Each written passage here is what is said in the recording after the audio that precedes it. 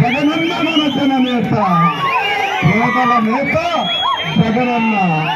ఇక జనకరు జనారే, జనకు జనారే అయిపోయింది మీ పని.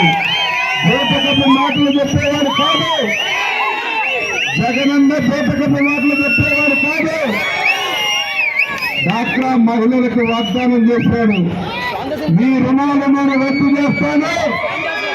4 విడతల్లో అన్నాడు.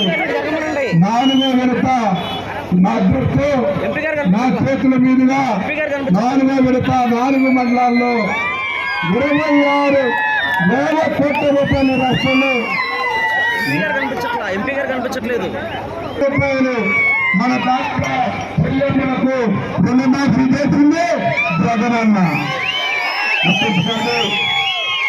అయినా అంతకుముందు జరిగింది. రైతు రుణమాఫీ చేస్తానన్నారు, విడతల వారీగా చేస్తానన్నారు.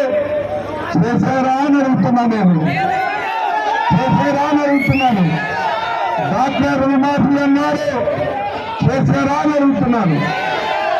చేయలేదు. చేశారా? 10,000 పసుపు రూపాయలు అన్నారు.